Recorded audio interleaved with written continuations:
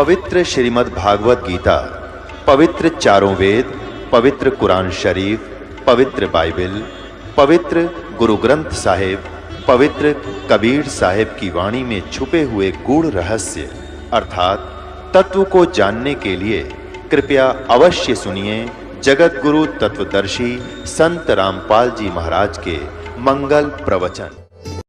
अब देख अकल की कमी है।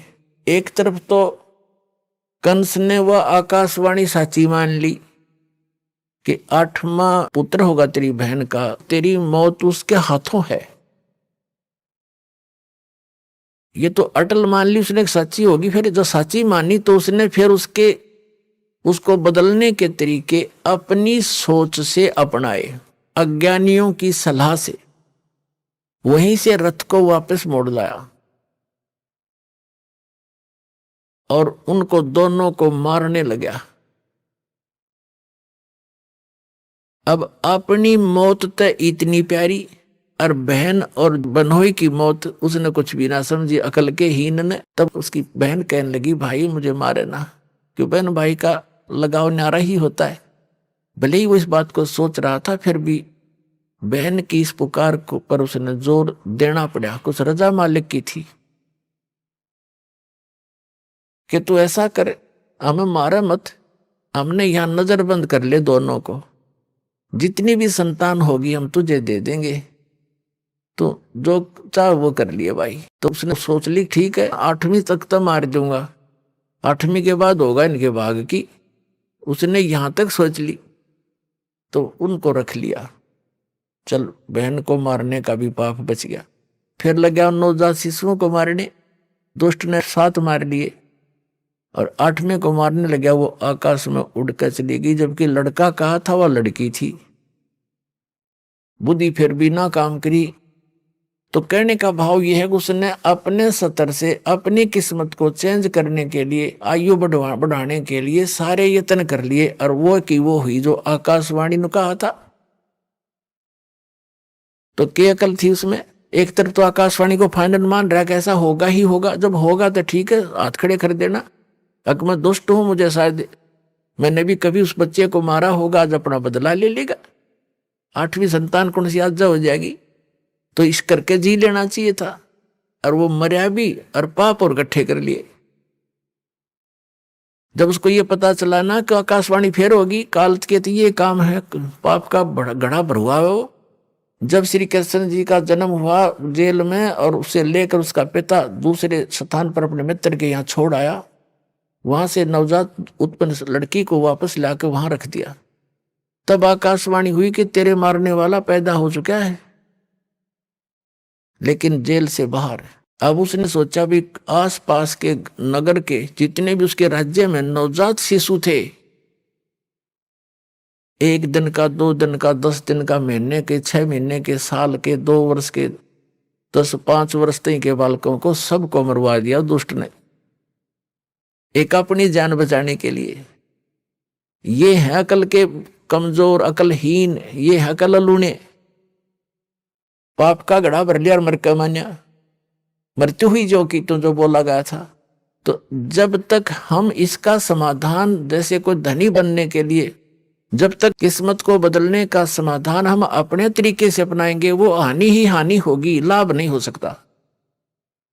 और उसके चेंज करने की विधि बता रखी है कि मासा घटे न तिल बधाए, विध ना लिखे जो लेख, और सच्चा सतगुर मेट के ऊपर मार दे मेघ। परम संत की शरण में, कबीर परमात्मा के बच्चे की शरण में आने के बाद फिर ये प्रारब्ध कर्म वो बदल सकता है, सारे इतिहास चेंज कर सकता है। वो समर्थ है। समर्थ किसे कहते हैं? फिर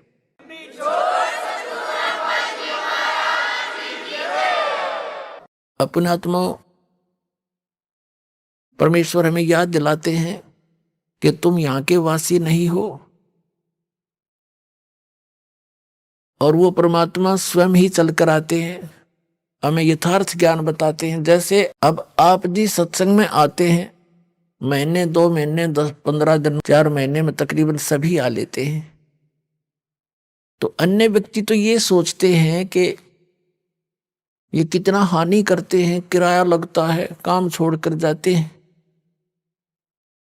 पुण्यात्माओं, आप जी को ये ज्ञान होना चाहिए कि आप जहां से चलते हो और यहां तक जो भी आपका किराया भी लगता है वो भी परमात्मा के पुण्य में है, आपका धर्म में लग रहा है वो पैसा वहां से लेकर यहां तक। और जो दान धर्म करते हैं आपको वो तो डायरेक्ट दिखाई देता है कि मैंने दान डाला है, मेरा पुण्य हो गया, लेकिन वहां से यहां तक आने और जाने का जो आपका किराया है वो भी आपके धर्म में लिखा जाता है।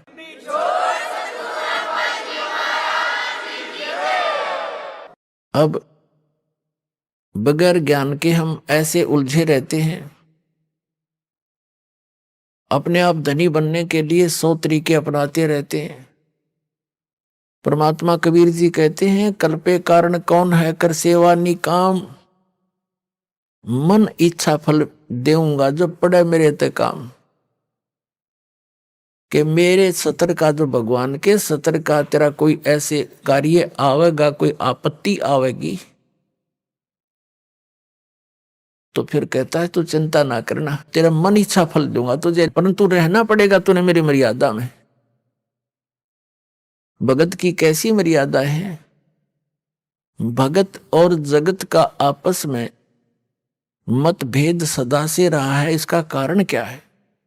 इसका कारण यह है कि भगत की परंपरा मर्यादा जगत से भिन्न बन जाती है, और जिन परंपराओं को लेकर वो पहले समाज में चल रहा था, इतने वजन को उठाकर इस भक्ति मार्ग पर प्राणी चल नहीं सकता।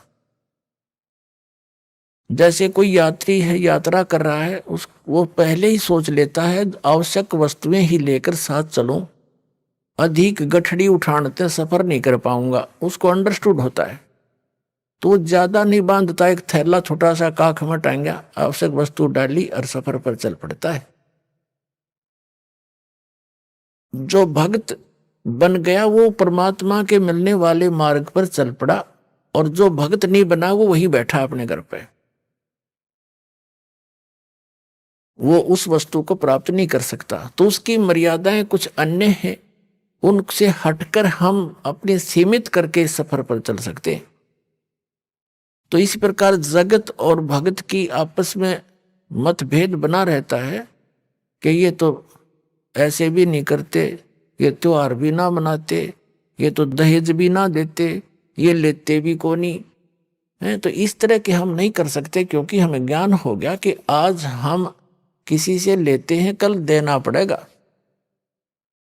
तो क्यों सिर में दर्द करे? फिर आज मान ले कोई रिश्वत ले रहा किसी से, 5,000 10,000 20,000 ले ली, और वो उसने देनी पड़ेगी फिर उसको आगे चल के अगले जन्मों में। अब आदरणीय गरीबदास साहब जी कहते हैं, तुमने उस दरगाह का मैल नहीं देखा और धर्मराज के तिल तिल का लेखा। बता, कहते तुम इसलिए गलती करते हो, तुमने वो स्थान ना देखा जहां पर फैसले होते हैं इस भगवान के सतर के। तुमने उस दरगाह का वो मैल नहीं देखा, धर्मराज के तिल तिल का लेखा। ये बालकों का खेल है।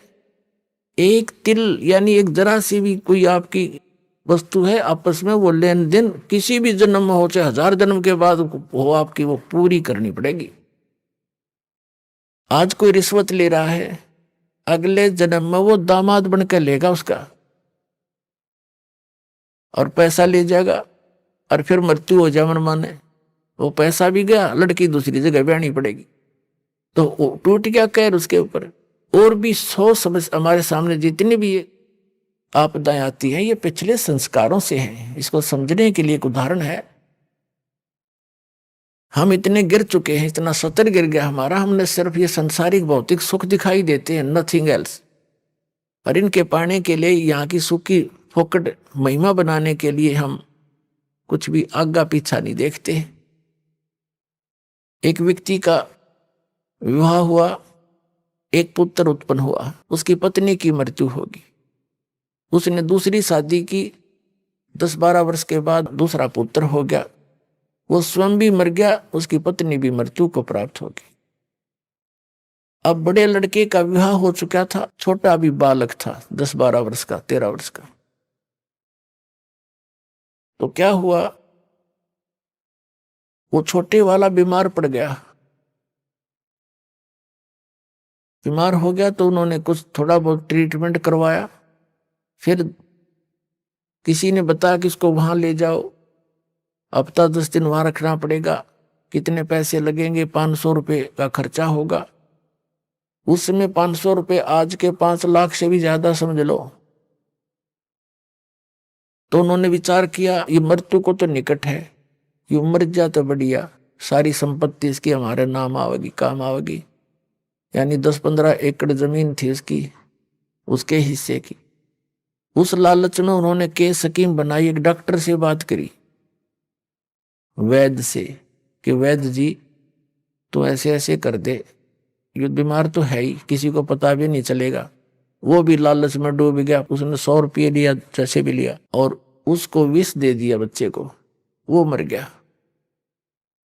मर गया तो कुछ दिन के बाद वो तो खुशी का ठिकाना नहीं, किसी को पता चला नहीं, रास्ते का रोड़ा भी निकल गया उनके सोच से। फिर बताते हैं कि उनका बच्चा लड़का हो गया 1 वर्ष के बाद। अब खुशी का ठिकाना नहीं, पाला पोसा, उसका विवाह कर दिया। जल्दी विवाह कर देते थे, तो 12-13 वर्ष के का, 15-16 वर्ष का जब वो लड़का हो गया, बीमार हो गया, संतान कोई थी नहीं। इतना बीमार हो गया कि अपने पुत्र को उन्होंने जहां भी जिसने बताया, झाड़ फूक करने वाला या कोई वैद्य डॉक्टर, सब जगह ले गए, वो जमीन भी बेच दी आधे से भी अधिक, और उसको कोई आराम होने का नाम नहीं। एक दिन वो उसका पिता बैठा, लड़का लेटा हुआ चारपाई पर, कति अस्थि पिंजर शेष था। तब उस लड़के ने कहा कि भाई साहब, अपने पिता की तरफ मुंह करके कहा, भाई साहब। अब उसने सोचा तो कति इसकी बुद्धि भी खत्म हो ली, मुझे भाई कहने लग गया। कहा कि भाई साहब मेरी लकड़ियों की व्यवस्था कर ले और एक कफन तैयार कर ले। वो कहता है बेटा मैं तेरा बाप हूं, मैं तेरा पिता हूं, भाई नहीं हूं। बोला नहीं तो मेरा भाई है। अरे सुन ले राम कहानी, मैं तेरा वही भाई हूं जिसको तूने विष देकर मारा था। और किस लालच में कि यह संपत्ति तेरे नाम हो जाएगी। यह संपत्ति भी मेरी आली सारी तूने बेच बेच कर मेरे ट्रीटमेंट पर लगा दी है। अब केवल तेरा मेरा हिसाब एक कफन और लकड़ियां का रह रहा हो, कर ले त्यार। तब उसकी वह बुद्धि के सक्रिय खुल गए, अगर सचमुच मैंने तो नाश करया अपना, अब मेरा भाई मारा और संपत्ति भी गई। रोन लग गया, आंखों में पानी भर के। तो वो लड़का कहने लगा ये भी रोन दौड़ तो कुछ ना पाखंडी, तो अपनी तैयारी पकड़े।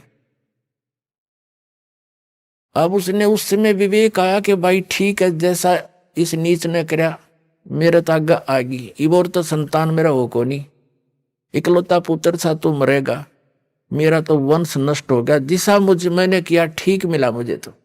पर एक बात और बता दे, जो है तेरी पत्नी है, तेरी मृत्यु के बाद अब इसको जीवित जलाया जाएगा, क्योंकि सती प्रथा थी उसमें। पति मर जाता था तो पत्नी से पहले तो पत्नी को जिंदा जलाया जाता था चिता में, जैसे मुर्दे को फूकते, उसको सती कहते। अब इसका क्या दोष, अब इसको जिंदा जलाया जाएगा। तब उसने बताया कि वो डॉक्टर कहाँ है जिसने मुझे विष दिया था, वैद्य। उन्होंने बताया कि आपके 2-3 वर्ष के बाद उसकी मृत्यु हो गई थी। तो उस लड़के ने बताया कि ये वही है, ये डॉक्टर मेरी पत्नी, अब यो भी भोग लेगा अपने करे हुए को। तो पुण्यात्माओं, ये भले ही आपने कथा लगती हो, पर विधान है परमात्मा का। यो तुमने उस दरगाह का मैल नहीं देखा, और धर्मराज के तिल तिल का लेखा, एक एक पाई पाई का हिसाब होगा वहां पर। तो इस प्रकार हमने परमात्मा पर विश्वास करके, और जो साधना दास बताता है इसको करके देखो, और फिर लाभ देखिए उस परम पिता के। आपकी किस्मत से न्यारे देने लगेगा आपने, आप सोच भी नहीं सकोगे भगवान, हम तो सुना करते भगवान ऐसा कर देता है, पर और आज हो रहे हैं हमारे साथ। आपके कई दिन में समझ में नहीं आओ यू हुआ कैसे, यू कार्य कदे सोच भी ना सकते, यू तो किसी तरह भी होने का नहीं था, और ऐसे कर देगा आसानी से, आप सोच भी नहीं सकते। और फिर आपका विश्वास और दृढ़ होगा, ऐसे भक्ति में लग जाओगे।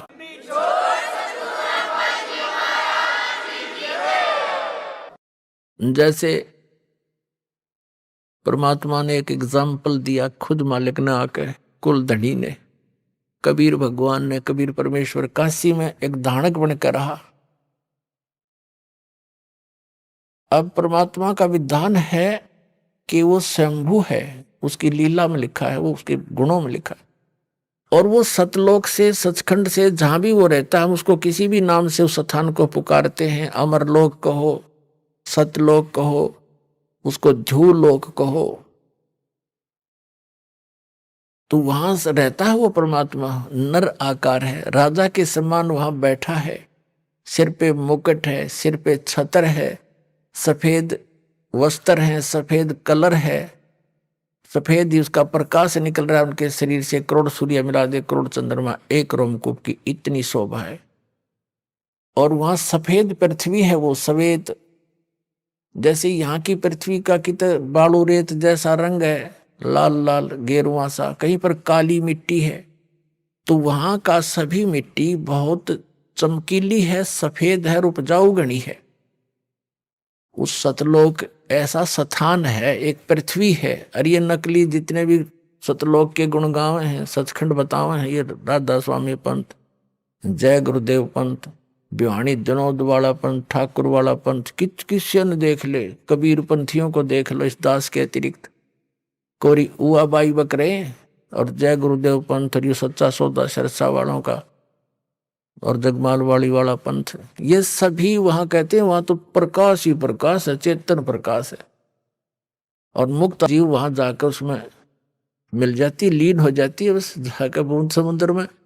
एक आधा चतुर कबीर पंथी कहता है आत्मा तो डॉट रूप में रहती, बिंदु बिंदु। खाक देखा उन्होंने परमात्मा को, मूर्ख बना रखा। तो ये सभी अभी तक भ्रमित थे, इनका अनुभव निल था, इनका भक्ति विधि सही नहीं थी, इनका ज्ञान भी गलत था, इनके मंत्र भी गलत थे। पांचों नाम काल के जाप करें, बात करें सतलोक जान की, टिकट कटारे लोकल बस की, बात करें अमेरिका जान की या अमेरिका से भारत आने की। तो ये कैसे बन सकती ये बातें? तो ये इनके नाम में गलत है वहां जाने वाले, तो कैसे पार होंगे? ये अंडरस्टूड है, क्योंकि हम इतने विश्वासी हैं कि जो गुरु बता रहे हैं फाइनल है बस, और सोचना ही नहीं। ना सोचो, वो शिवदयाल भूत बन गया, बुक्की में बोला अपनी शिष्या में, सारे तुम बोलोगे, और समझदार है उन्हें सोचना पड़ेगा और कल्याण कराना चाहिए। दास की प्रार्थना है, पाछे बनी सो बनी पीछे, अब शेष तो बच जाओ। कितने दिन से शोर मचा रहा हूं, जेल में मैं चला गया तुम्हारे लिए, या सच्ची कहने के चक्कर में, और कहूंगा आखिरी सांस तक, चाहे शरीर रहो या ना रहो, कोई बात है या?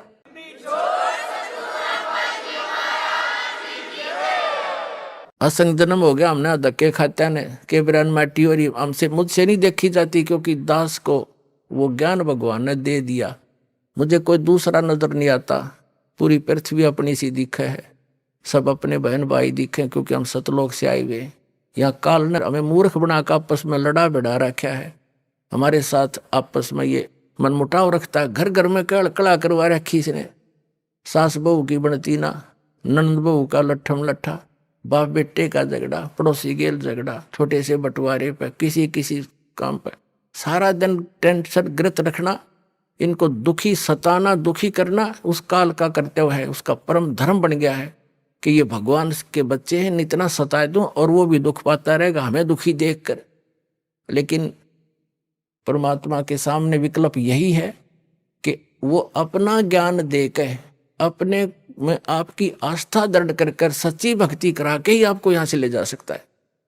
और ये तभी संभव है जब आप स्वयं शिक्षित होगे।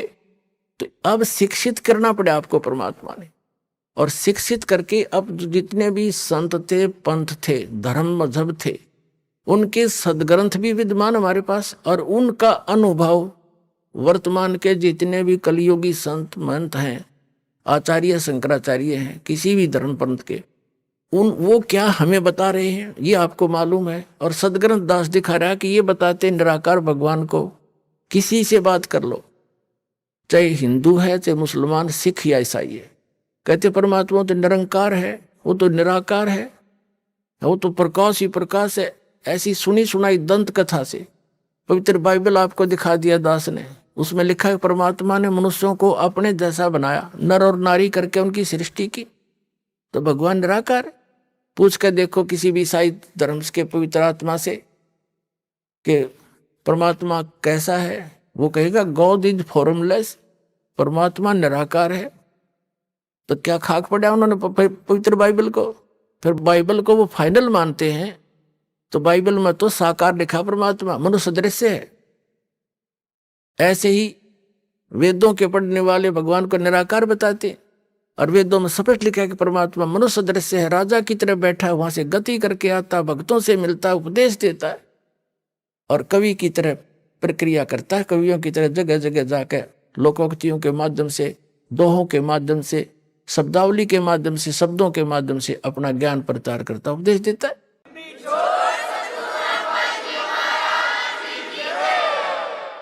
और कुरान शरीफ में लिखा है कि जो पवित्र बाइबल ने जो समर्थन किया है कि परमात्मा ने 6 दिन में सृष्टि रची, 7वें दिन तख्त पर जा बैठा, और उसमें लिखा है कि उस परमात्मा ने मनुष्यों को अपने जैसा बनाया, वही ज्यों का त्यों 40% विवरण पवित्र बाइबल वाला पवित्र कुरान शरीफ के अंदर विद्यमान है। सूरत फुरकानी 25 में आयत नंबर 52 से 59 तक स्पष्ट किया हुआ है कि वो कबीर नाम का परमात्मा है।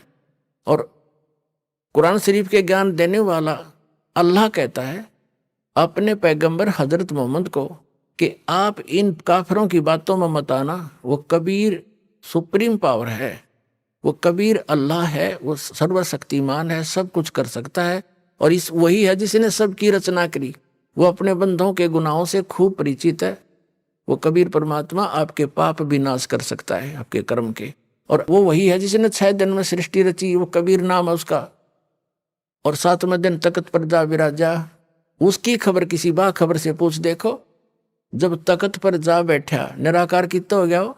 मुसलमानों को पूछ लो भगवान कैसा है, अल्लाह, वो तो बेचून है, बेचून मान निराकार। इन पवित्र वेदों को पढ़ने वाले, इनसे पूछ कर देखो, अभी तक आपके पास सबका विधान है, हिंदू धर्म में आप जन्मे हो, इनका तो खूब पता आपको।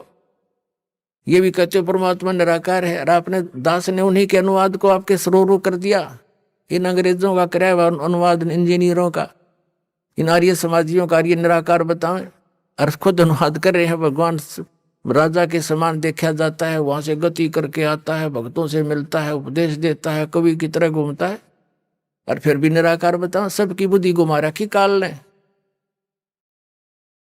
तो पुण्यात्मा, अब रजा हुई है परमात्मा की आपके ऊपर, अब आपकी रुचि बढ़ेगी इन प्रमाणों को देख के, सचमुच सारी बात साची, और वह ऐसी सृष्टि है, वहां सब मुक्त पुरानी ठाठ से रहते हैं, जो सुख आप यहाँ खोज रहे हो वहां मिल जाएगा। और यहाँ तो आप रह ही नहीं सकते, चाहे राष्ट्रपति बन जाओ, और चाहे सारी पृथ्वी पर तो मकान बना ले, 100 कोठी बना ले, ये तो तेरी है नहीं, मूर्ख बंडा बना रहे, तो वहां क्यों ना चल रहे। यहाँ तो जब तक यहाँ रहना है भक्ति कर, जैसा मालिक देता वैसे तो रहे, जो राखे तो ही रहूं, मेरा के चारा, और खाने जाद खरीद हूं गुलाम तुम्हारा। हे परमात्मा, मैं तो आपका दास हो गया, और नौकर की चिंता मालिक ने खूब बनी रहती है। ये दयालु मालिक है हमारा, जो मालिक हमने मान रखा है तो कसाई है, ये ब्रह्म ज्योति निरंजन काल, इसको हमने मालिक मान रखा था, ये तो कसाई है, ये तो आपके अपने स्वार्थवश रोके हुए। और जब हम दयाल की शरण में आएंगे तो हमारे सारे दुख दूर हो जाएंगे। तो कबीर साहब वो दयालु मालिक है, उसकी शरण में आ गए तो उसको सब पता है, मेरे बच्चे को क्या आवश्यकता है, मेरे नौकर को सब सुविधाएं देता है, क्योंकि उसके अंदर दया होती है। तो हम उसकी शरण में जब आ गए तो हमारी सब समस्याओं का उसको खूब ज्ञान है।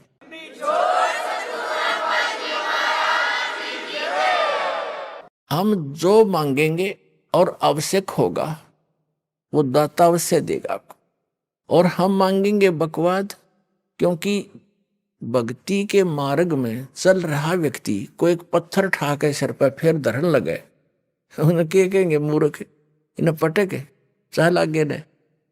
समझदार तो ये कहेंगे क्यों सिर मारे, पत्थर में चल आगे न चलेंगे। तो कहने का भाव ये है कि जो आप अनावश्यक वस्तु मांगोगे, जो आपके ऊपर पत्थर के रूप में होगा और भक्ति में बाधा करेगा इस सफर में, तो दाता वो दे को ना चाहते, क्योंकि आपको आवश्यकता नहीं है उसकी, और हम उसकी आवश्यकता मान रहे क्योंकि हम बालक है। तो इस प्रकार पहले दास चाहता है, बुद्धिमान समाज है, बहुत सावधानी से सोचना पड़ेगा आपने, जो किस लिए हम माया इकट्ठी करते हैं, कोठी और कार बनाने के लिए, और बेटा और बेटी के ब्याह में बकवाद करने के लिए, व्यर्थ का खर्चा करने के लिए, और ये भी मतलब के त्योहार चोर बनाकर बम पटाखे बजाकर फंड करने के लिए। तो ये भक्ता के काम नहीं है। ना जाने काल की कर डारे, किस विध ढल जा पासावे, और जिनाते सरते मौत खुड़क दी उन्हानु केड़ा हंसावे। हमने नोट ऐसे डर के रहना पड़ेगा या ना जाने के बिजली गिर जा। जैसे विवाह करते हैं बच्चों का, उसमें 6 महीने पहले तो चिंता वाले घर वालों ने, बेटी बहनी हो, और लड़के वाले की कभी बराबर खर्च वाले है, तो सारा पंगा पा रहे हर तरह का। तो उसके लिए फिर कितने बाद डीजे लाएंगे, हाँ, फिर बड़ी बड़ी बारात, और ये सारा काम बिगाड़ा नहीं फिल्मों ने। फिल्मों में देखा आपने, कोई सिंपल वे तो ब्याह होता, बकवाद करें सारी, बड़े बड़े राजे महाराजा की तरह आगे पाछे बैंड बाजते चले, तुरु तुरु तुरु करते चले हैं, लंबे चौड़े लैंप लैंप ला के फंड कर रहे हैं। ये ब्याह करोगे बकवाद तुम, जुलूस तो पहले काट दे बालका का। तो हमने इस विवाह को बहुत सिंपल वे से करना है, कोई विशेष व्यवस्था नहीं करनी। वैसे तो बुद्धिमान व्यक्ति कोशिश तो अभी कर रहे हैं कि भाई हम तो चुन्नी पे ले आए लड़की को, चुन्नी पे लावे, पर ठीक है, वो भी तो ब्याह है, वो कौन सा ब्याह को नहीं हुआ। और ये 36 बकवाद करके गाना और बजाना, घुट्टी लानी, फंड करना, डीजे नाचना, ये बकवाद तो नहीं करनी, ना दहेज देना। हम दहेज देकर अपनी बेटी को कितने दिन सुखी कर सकते हैं, कुछ सोच कर देखो। कर सकते हो सुखी? बेमतलब का वो बकवाद और भागी निकम्मा बालक है, फिर नो लालच करें, जहां उसने सतावा लड़की ने कोर लिया, वो पीवा घुट्टी रो करते लाओ, बेचारी रो पीट के घर वाले देख चल बस जाएगा बेटी का बसेगा भगवान ते, और उससे हमने दूर कर रखी, तो वो तो फिर कर्म में बसेंगे जिसे उसके हैं। तो हम सबसे पहले वो धन देंगे अपनी बेटी को जो कभी खर्च नहीं होगा, और हर समय उसका साथ रहेगा, सारी आपदाओं को टालेगा, और 2 रोटी समय पर देगा। ऐसे हम अपने बेटे को इस मार्ग पर लगाएंगे, वो अपने पर निर्भर होगा, भगवान पर विश्वासी होगा। तो फिर वो और ज्ञान होगा कि आज मैं दहेज लूंगा, कल इसका गधा बन कर दूंगा, क्या फायदा लेने का। तुमने उस दरगाह का मैल नहीं देखा और धर्मराज के तिल तिल का लेखा। जब इस ज्ञान से परिचित हो जाएंगे तभी तो हम वहां सतलोक जा सकेंगे, तब से हमारी इच्छा हटेगी यहाँ से। अब जैसे आपको बार बार हम बताते हैं, जैसे श्री मद भगवत गीता में कहा है कि अर्जुन उस ज्ञान को तू तत्वदर्शी संतों के पास जाकर समझ, उनको दंडवत प्रणाम करने से, कपट छोड़कर नम्रता पूर्वक प्रसन्न करने से वह तत्वदर्शी संत तुझे उस तत्व ज्ञान का उपदेश करेंगे। वो तत्व ज्ञान है कौन सा? चौथे अध्याय के गीता जी के 32वें श्लोक में कहा है कि अभी तक जो ज्ञान तूने पहले सुना है, चौथे अध्याय के 25 से लेकर 31 तक, उसमें कोई कैसी क्रिया करता है, कोई कैसी भी कर रहा है, कोई देवता पूज रहा है, कोई स्वाध्याय करता है, जैसे कोई गीता का पाठ कर लेता है, कोई यह सुखमणि साहिब का जाप कर लेता है, कोई वेदों के 5-4 श्लोक याद कर लिए उनको रोज रिपीट कर लेता है, कोई 5 बार की नमाज कर लेता है, और कोई मुंह पर पट्टी बांध के तीक्ष्ण अहिंसावादी व्रतों को करता है, नंगे पैर घूमता है, और कोई देवताओं की पूजा करता है, कोई योगासन करता है, कोई खड़ा होकर तप करता है, कोई बैठ के करता है। ये सभी अपनी अपनी साधनाओं को मोक्षदायक जानते हैं, ये सोच रहे हैं हम जो कर रहे हैं सही है, लेकिन चौथे अध्याय के 32वें श्लोक में कहा है कि इस प्रकार की यज्ञों का, धार्मिक अनुष्ठानों की साधना का ज्ञान ब्रह्मण मुखे यानी सच्चिदानंद घन ब्रह्म की वाणी में जो परमात्मा सतलोक से चलकर आता है, स्वयं ही उपदेश देता है, वो यथार्थ ज्ञान है, वो तत्व ज्ञान है। उसके अंदर विस्तार से कही गई है। यहाँ गीता अनुवादकर्ताओं ने गलत कर रखा अनुवाद। ब्रह्मणे का अर्थ इन्होंने वेद कर दिया। ब्रह्मणे मुखे है, उसमें मूल पाठ में एक शब्द है ब्रह्मणे मुखे, उसका अर्थ कर दिया इन्होंने वेद की वाणी में। पता वेद वाला ज्ञान तो बोल ले रहा था भगवान, यो गीता ज्ञान दाता श्री कृष्ण में प्रवेश करके। वो तो अब इसी ब्रह्मणे का अर्थ 17वें अध्याय के 23वें श्लोक में गीता जी में किया है। ब्रह्मणे माने सच्चिदानंद घन ब्रह्म, यानी वो परम अक्षर ब्रह्म, वो अन्य परमात्मा है, वो समर्थ परमात्मा है। वो ब्रह्मणे मुखे, यानी यहाँ ब्रह्मणे का अर्थ समझो सच्चिदानंद घन ब्रह्म की वाणी में। मुख माने अपने मुख कमल से उच्चारित वाणी में जो ज्ञान है, उसमें ये धार्मिक अनुष्ठानों का की जानकारी विस्तार के साथ की गई है। वो तत्व ज्ञान है। चौथे अध्याय के 32वें श्लोक का ये निष्कर्ष है कि धार्मिक अनुष्ठानों की, यज्ञों की वास्तविक जानकारी सच्चिदानंद घन ब्रह्म ने अपने मुख कमल से बोला है उस वाणी में, यानी कबीर वाणी में विस्तार के साथ कहे गए हैं। और उनको कर्म जान, यानी वो काम करते करते कर्म योगी होकर के उनको पूरा किया जाता है। और उसको जानने के बाद तो सभी कर्मों से मुक्त हो जाएगा, सभी पापों से। और वो तत्व ज्ञान है। चौथे अध्याय के 34वें श्लोक में कहा कि उस तत्व ज्ञान को तू तत्वदर्शी संतों के पास जाकर समझ। इससे सिद्ध है कि गीता ज्ञान दाता भी उस ज्ञान से अपरिचित है, नहीं तो लिख देता एक अध्याय और बना देता, ये हो गए तत्व ज्ञान। तो वो तत्वदर्शी संत कौन है? ये दास है वर्तमान में, ये सत्कर मान लियो, थारे दत्ता चाहे ना दत्ता।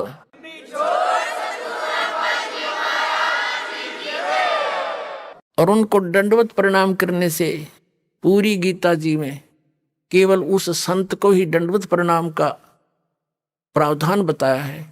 नहीं तो 18वें अध्याय के 65वें श्लोक में अपने विषय में कहता है गीता ज्ञानदाता के माम नमस्कारु, मुझे नमस्कार कर, मुझ में मन वाला हो, मेरा भक्त बन, तो निश्चय ही मुझे ही प्राप्त होगा। अपने विषय में भी नमस्कार तक का प्रावधान बताया है इसने। और उस तत्वदर्शी संत को कहा कि उसको दंडवत प्रणाम करने से, कपट छोड़कर सरलता पूर्वक, नम्रता पूर्वक, निष्कपट भाव से प्रसन्न करने से वह तत्वदर्शी संत तुझे उस तत्व ज्ञान का उपदेश करेंगे। अब फिर क्या बताता? 7वें अध्याय के 29वें श्लोक में कहता है कि अर्जुन, जो मेरे आश्रित हो गए, यानी मेरे इस ज्ञान को आश्रय बनाकर तत्वदर्शी संतों की खोज कर लेते हैं, तो वो केवल जरा और मरण से छूटने का ही प्रयत्न करते हैं। जरा मीन वृद्ध अवस्था और मरण मीन मृत्यु, डेथ। कहते वो केवल इस जरा बुढ़ापे के कैद और मृत्यु के दुख से बचने के लिए ही प्रयत्न करते हैं, क्योंकि वो तत्ब्रह्म विदु कृष्णम अध्यात्म चाहे अखिलम कर्म, वो सभी कर्मों से और संपूर्ण अध्यात्म मार्ग से और तत्ब्रह्म से वो पूर्ण रूप से परिचित होते हैं। और वही केवल जरा और मरण से छूटने का प्रयत्न करते हैं। इसका सीधा सा अर्थ है कि जो साधक संसार की अन्य किसी वस्तु की इच्छा मन में नहीं लेकर के केवल अपने कल्याणार्थ, यानी जरा और मरण से छूटने का जो प्रयत्न कर रहे हैं, वे तत्ब्रह्म विदु उस परमात्मा को जानते हैं, जान चुके हैं तत्ब्रह्म को, और सारे अध्यात्म से परिचित हैं, ज्ञान से और सब कर्मों से वो परिचित हैं। इसलिए वो विष फांकते नहीं। उनको जहर दिखाई देता है, किसी से रिश्वत लेना, ये करना, वो करना।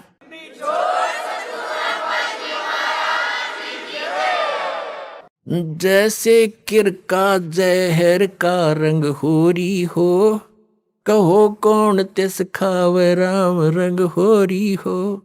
अगर तो होली माने खुशी, जैसे होली बनाते हैं अपने हिंदू धर्म में, तो होली का मतलब बड़ी खुशी के साथ नाचते हैं, गाते हैं। कहते हैं यह तो है नकली होली। असल खुशी तो उनको होगी जो परम पिता परमात्मा कबीर जी की शरण में आकर विधिवत भक्ति करेंगे, सारे सुख रहेंगे, कदे हानि ना हुए। कहते समर्थ का शरणा गहो रंग होरी हो, कदे न हो ऐ काज राम रंग होरी हो। अब क्या बताते हैं कि जैसे कर का जहर का रंग होरी हो, कहो कौन तिस खावे राम रंग होरी हो।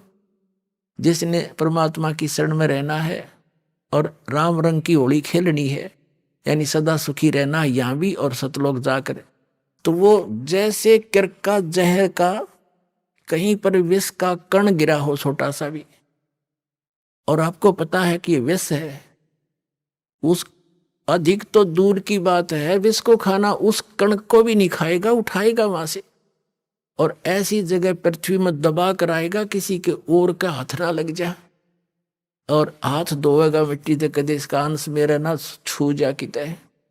तो कहते हैं जब आप पूरे अध्यात्म मार्ग से और सभी कर्मों से परिचित हो जाओगे, फिर आपको रिश्वत लेना, चोरी जारी ठगी डाके डालना और दहेज लेना और देना दोनों जहर दिखाई देगा। फिर कहते हैं जैसे किरका जहर का। अभी आपको उदाहरण दिया, उसने कैसा जुल्म किया, अपना भाई मार दिया, किस लालच में, यह सारी जमीन मेरा रह जाएगी, वह जमीन रही नहीं, संतान कुलनाश हो गया और पाप धरे रह गए न्यो के न्यो। तो ये सच कर मान लिए, कोई वैसे सिंपल एग्जाम्पल मात्र नहीं है, ये गॉड गिवन ज्ञान है, उस कबीर परमात्मा का बताया हुआ, आंखों देखा उन महापुरुषों का बताया।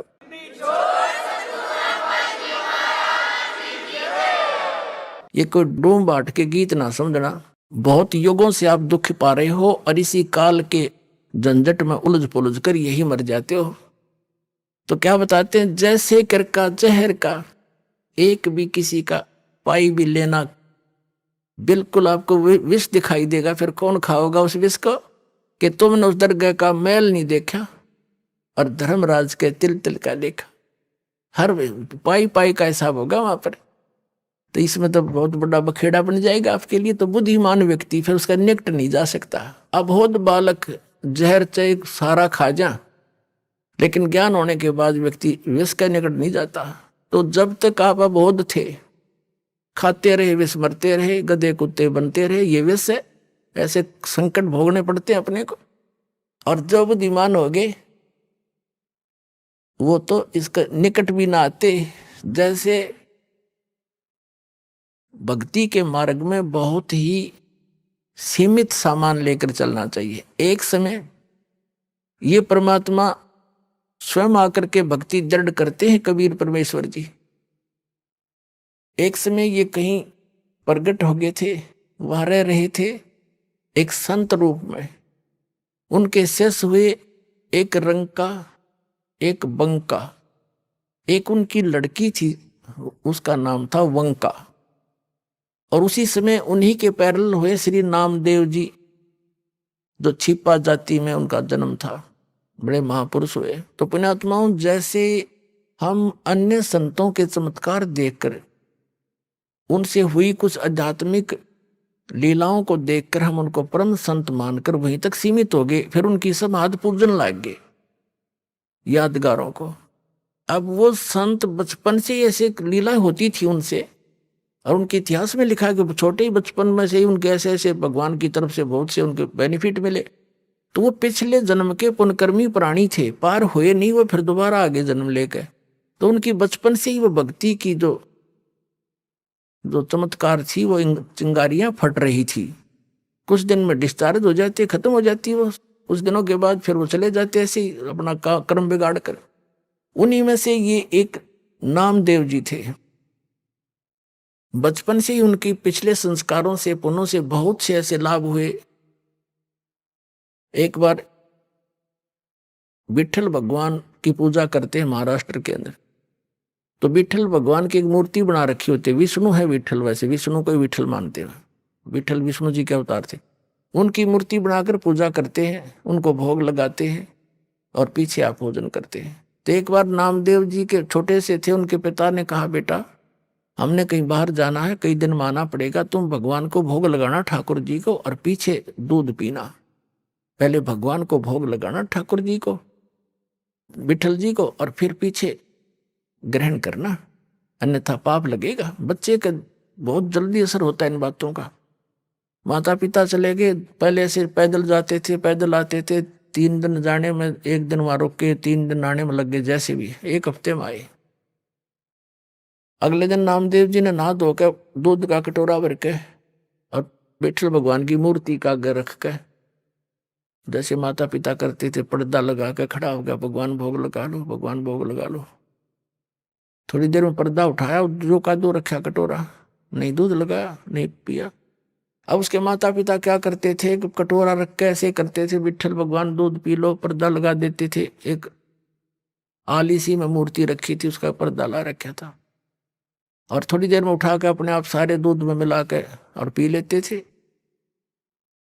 और बच्चे को इन्हों पता नहीं था कि विठल जी दूध ना पीते, उन्हें सोचेगा जी घूंट भर लेते होंगे भगवान, तभी माता पिता लाते हैं।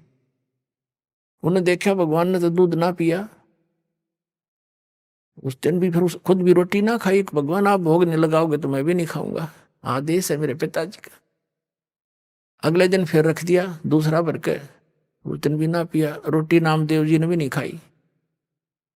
अब तीसरा दिन निकला, बालक मरण हो गया। अब उस समर्थ परमात्मा, यानी उसके पिछले पुनों से ऐसे लीला होती है।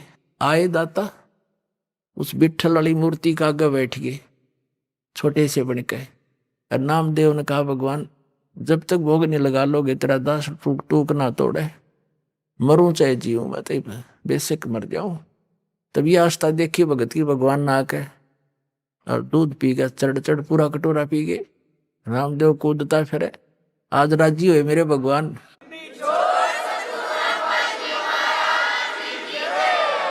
नामदेव जी की खुशी का ठिकाना नहीं, आप भी दूध पिया, छक्के रोटी खाई, अकाद प्रसन्न हो गए मेरे भगवान, मेरे से कोई रोटी बन गई थी। अब रोज पीवे, रोज दर्दे दूध सामने पीवे गट गट, और फिर मूर्ति सी दिखे। उनके माता पिता आए, उन्हें चिंता थी, बालक है कहीं भगवान को भोग ना लगाया। वो नाते पूछा बेटा क्या विठल जी को भोग लगाया था? माता जी ऐसा बना, 3 दिन तो इन्होंने कुछ नहीं खाया पिया, और मैंने भी नहीं खाया पिया। क्या करा कि मैं दूध रखूं, भगवान ने ग्रहण नहीं किया। मैंने सोचा आपकी याद में दुखी हो रहे होंगे परमात्मा, नहीं पिया होगा, और या मुझसे कोई त्रुटि होगी। तो तीसरे चौथे दिन जैसा भी भगवान ने दूध पिया नहीं, पहले भोग नहीं लगाया 3-4 दिन, और मैंने भी खाना नहीं खाया, मरने को हो गया था। अब बच्चे के मुंह की तरफ देखे वो माता पिता, ये क्या बोल रहा है, क्या कैसे भोग लगाया बेटा तेने, कि भगवान को भोग रख। 3 दिन तो इन्होंने पिया नहीं, चौथे दिन पी लिया दूध, सचमुच। हाँ हाँ, उन्हें सोची लड़का बकवाद करे है, इसने कोई भोग भाग नहीं लाया। क्यों, उनको मालूम था दूध पीता नहीं, मूर्ति पत्थर का दूध पिया करे। वो तो मुंह कर लागे छीटा फिर उठा लाया करते थे। उन्हें सोची बकवाद कर रहा है, कितना भोग भाग नहीं लाया, खेलता रहा बालकों में। ने बोला साची बता, न तने गढ़ेंगे हम, झूठ बोले तू तो भोग नहीं लगा, मूर्ति थोड़ा दूध पीती है। अगने नहीं दूध पिया, मेरे सामने पिया। उनको और पक्की दचकी झूठ बोला सारी लड़का ने। बोले भाई तू झूठा गणा हो गया नामदेव, और हम तेरे से बात नहीं करते, तेन तो भोग लगा नहीं हमारे भगवान को। वो कहने लगी हमारे सामने लगा के दिखा कैसे दूध पिया। उन्हें प्रतिदिन जैसा करता था, पूरी रूटीन से धोया, कटोरा दूध का भरा और रख दिया। हे भगवान मेरे माता पिता के विश्वास नहीं हो रहा दाता, भोग लगाओ। उसी समय मूर्ति से हाथ से निकले नू कचिया कचिया, और पकड़ कर उनके सामने माता पिता के सामने गट गट दूध पी गया।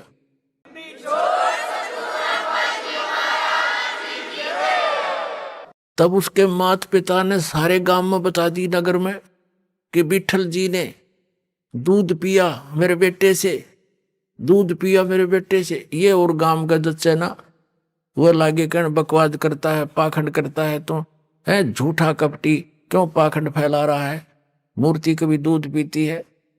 पंचायत होगी, पंचों ने फैसला किया कि हमारे सामने दूध पिलाओ भाई, जब मानेंगे ना तुम्हें गांव से निकालेंगे तुमको। तुम पाखंड फैलाते हो, अपने घर पर लोगों का चढ़ा चढ़वाने के लिए भ्रमित कर रहे हो, वहां बुलाने लग जाओगे कुछ दिनों में। अब समस्या आ गई, नामदेव भी बुला लिया। बैठ के नामदेव का पिता बैठ गया साथ में, नामदेव बैठा और कहा, भाई क्यों बच्चा, विठल जी ने दूध पिया था? कहाँ जी पिया। अब ये रखी है मूर्ति अलग से सुथरी स्थान पर बनाकर सटेज सी रख रखी थी कि यहाँ पे ला के दिखा दे, ये दूध रखा। वो अपना जैसे भी नहा धो के आया था, हाथ धोकर रखा कि हे विठल महाराज, दूध भोग लगाओ मेरे दाता, मेरे माता पिता संकट के अंदर हैं, दया करो मेरे मालिक। उसी समय पंचों के सामने हाथ निकले मूर्ति से और गट गट दूध पी लिया। सारे देखे खड़े खड़े।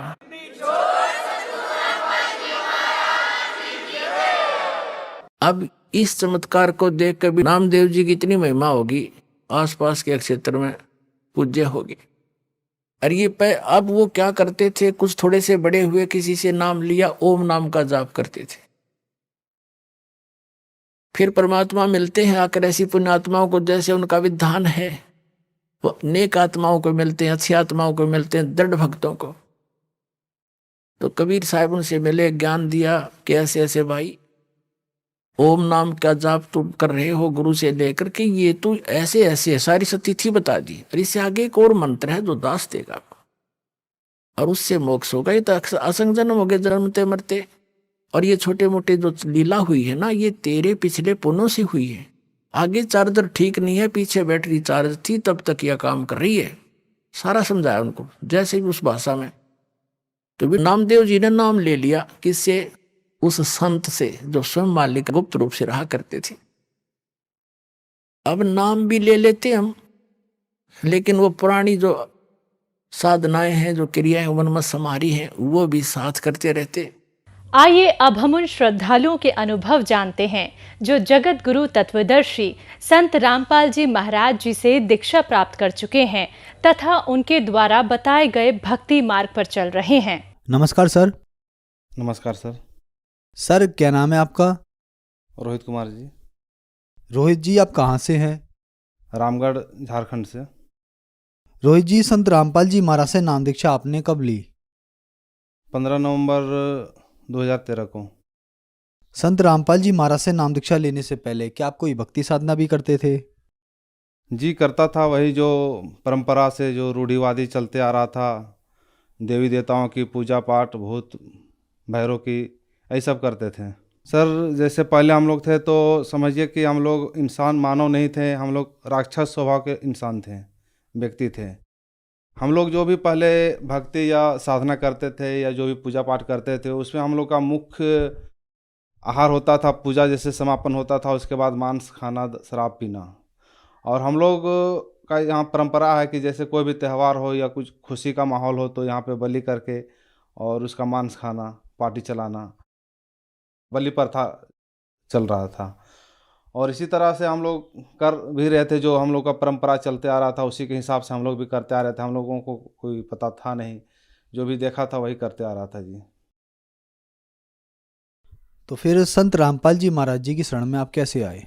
जी पहले तो जैसे पूजा पाठ यहाँ पे होता था, पर मैं उतना नहीं करता था। मैं एक नास्तिक टाइप से हो गया था, मैंने कि जहाँ खाने पीने को मिल जाता था मैं वहाँ पे चल जाता था, चाहे भगवान के भक्ति का नाम लेके हो या अन्य कोई भी काम हो।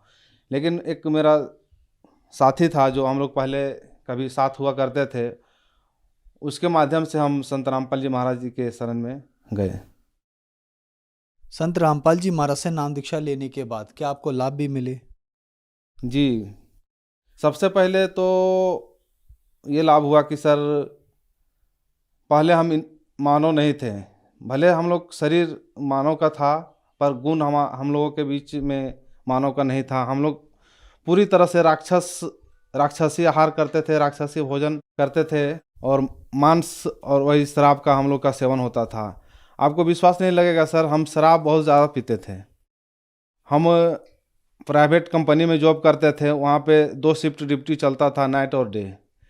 जब हम लोग नाइट ड्यूटी करते थे और सुबह को 4 बजे हम लोग निकलते थे फ्रेश होने के लिए, तो हम लोग नदी की तरफ नहीं जाके हम लोग गांव की ओर जाते थे और गांव में जाके पहले हम लोग 2 गिलास शराब पीते थे और शराब पीने के बाद हम लोग आगे फिर कुछ काम करते थे। फिर शाम होता था, फिर 4 से 5 बजता था शाम को, फिर शाम को भी 2 गिलास पीते थे। बिना एक भी दिन ऐसा नहीं होता था जिस दिन हम लोग दारू नहीं पीते थे, चाहे वो देसी हो चाहे अंग्रेजी हो, किसी भी प्रकार की दारू होना चाहिए था। और कोई भी खुशी का माहौल होता था, कोई भी त्यौहार होता था, तो हमारा घर में भी पूरे के पूरे माने पूरी तरह से मांसाहार थे। हम लोग खुद का अपना घर में कोई भी खुशी का माहौल होता था तो जैसे एक बकरा ले आया, उसका बलि करके और उसका मांस को अपने घर में सभी परिवार मिल के खाते थे। नशा तो केवल पुरुष लोग ही करते थे, पर मांसाहारी सभी थे। लेकिन जब से संत रामपाल जी महाराज जी के शरण में आए और संत रामपाल जी महाराज की दया हुआ, तो ये सारे के सारे नशा हम लोग का मैंने एक दिन में छूट गया। इसमें कोई हमारा ना इलाज कराना पड़ा, ना किसी तरह का दवाई या किसी प्रकार का कोई सेवन नहीं किया। संत रामपाल जी महाराज जी की कृपा से ये ऑटोमेटिक ही समाप्त हो गया। और एक बार की घटना है कि हम लोग खेत में हल जोतने के लिए गए हुए थे और ऊपर से 11,000 का तार जो है क्रॉस किया हुआ था और नीचे बांस लगा हुआ था, तो उस बांस को काट के हमने नीचे गिरा दिया। नीचे गिराने के बाद में हमने सोचा कि इसको उठा के साइड में कर देता हूँ। तो हमें जब काट रहा था तो तब तो ध्यान था कि ऊपर में 11,000 का लाइन क्रॉस किया हुआ है, तो बच के हमने काट लिया। और जब उसको उठा के साइड करना था तो हमने ध्यान नहीं दिया कि ऊपर में तार भी है, और यूँ ही हमने उठाया बस तार में सट गया वो बांस। हरा बांस था, खाली पैर में था, ज़मीन में गिल्ली थी। अब जैसे ही करंट लगा, पूरा मुंह से आवाज़ निकला, बहुत ज़ोर से चिल्लाया। संत रामपाल जी महाराज की ऐसा कृपा हुआ कि उन्होंने हाथ हमारा बांस से अलग कर दिया, यानी कि बांस हमारा हाथ से छूट गया। और जैसे ही बांस छूटा, हमने तो पूरा सन्न रह गया। मैंने बैठ गया वहाँ पर ही। जितने भी अगल बगल के लोग थे सारे देख रहे थे कि ये आवाज़ कहाँ से आया, कैसी आवाज़ था, कुछ हुआ भी नहीं है ना। फिर हमने 10 मिनट तक, हमको पता नहीं था कि हम जिंदा कैसे हैं, है ना। 10 मिनट बैठने के बाद में फिर मेरा मम्मी भी वहीं पर थी, पिताजी भी वहीं पर थे। फिर उन लोगों को बताया कि इस तरह से हुआ था, मेरे साथ घटना घट गया। संत रामपाल जी महाराज की दया हुआ कि हमने बच गया। संत रामपाल जी महाराज ने हमें बचा लिया। और एक मेरा मौसा का लड़का था, उसका दोनों किडनी पूरी तरह से ख़राब हो चुका था। उसका शरीर पूरा सूज गया था, वो बैठ भी नहीं पाते थे, चेयर में भी नहीं बैठ पाते थे, केवल बेड पे लेट के रहते थे। और रांची में उसका इलाज चल रहा था। और वहाँ का जो डॉक्टर था वो किनारे बुला के बता दिया कि ये लास्ट स्टेज पर है, जो 2-4 दिन, जितना दिन भी ये रहता है, इसका सेवा पानी कर लो, ये अब लास्ट है इसका, ये उम्मीद मत करना।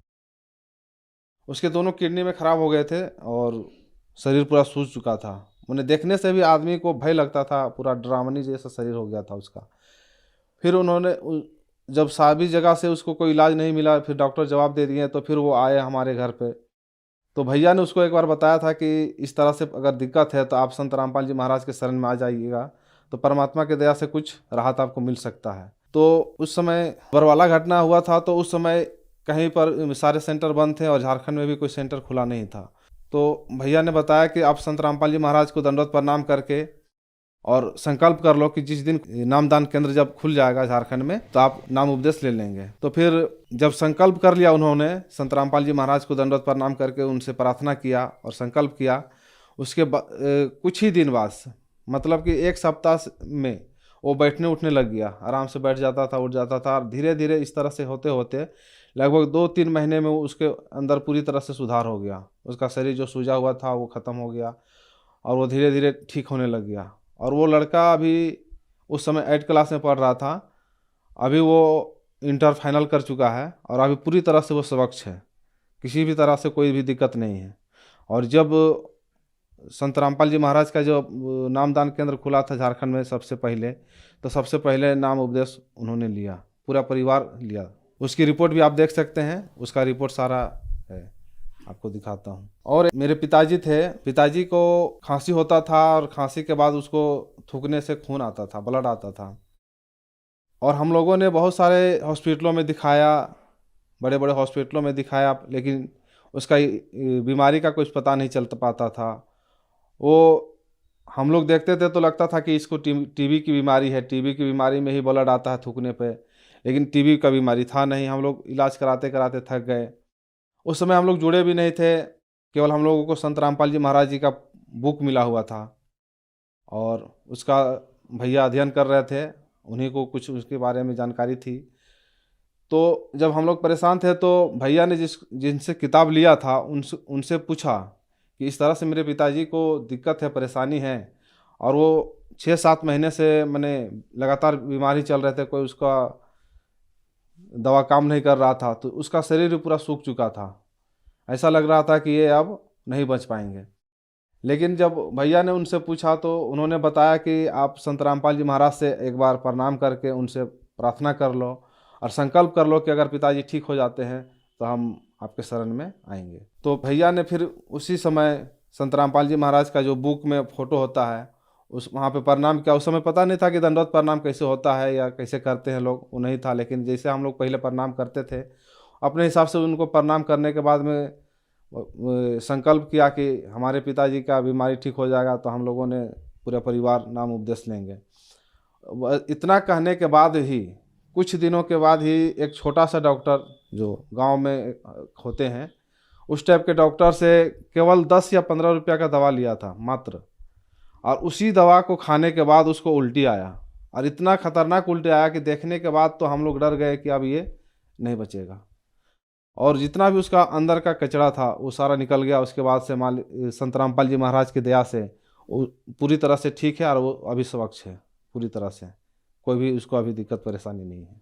और एक लाभ है कि जो मेरा एक बच्चा था, लड़का था, वो करीब चल रहा था, छोटा ही था, केवल चलता भूलता था, लेकिन वो किसी तरह से गलती से छत पे चला गया और छत में जाने से वो आंगन में गिर गया।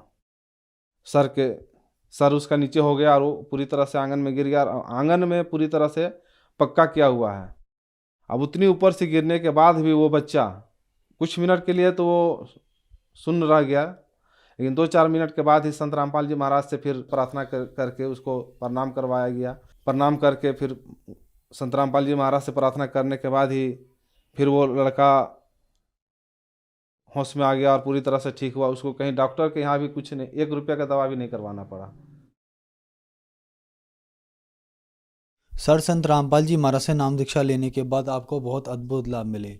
जैसा कि आपने बताया कि आपके यहाँ बलि फिरता है, तो वो भी आप मांस वगैरह बहुत ज़्यादा खाते थे और नशा भी करते थे। संत रामपाल जी महाराज अपने अनुयायियों को लाभ देने के साथ साथ एक सभ्य समाज भी तैयार कर रहे हैं। तो जो लोग आज आपको टीवी पर देख रहे हैं और ख़ास करके झारखंड वाले जो हैं, उनके लिए आप क्या कहना चाहेंगे? मैं सभी से यही कहना चाहूँगा कि आज सभी समाज के लोग पढ़े लिखे हैं और सोशल मीडिया इतना आगे चला गया है कि आप किसी भी तरह का किसी भी जानकारी को आप देख सकते हैं, जान सकते हैं, परख सकते हैं, है ना। तो संत रामपाल जी महाराज जी के प्रोग्राम हैं या अन्य जितने भी है वो सोशल मीडिया पे सारे छाए हुए रहते हैं। आप यूट्यूब चैनल, फेसबुक, इंस्टाग्राम, जितने भी सोशल मीडिया प्लेटफॉर्म है, सभी जगह पे आपको संत रामपाल जी महाराज का कहीं ना कुछ मिल ही जाएगा। ऐसा नहीं कहीं आपको खाली नज़र नहीं आएगा।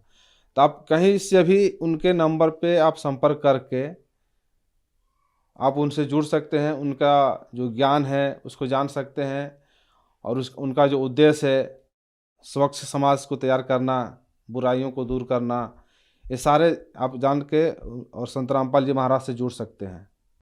धन्यवाद सर। धन्यवाद जी।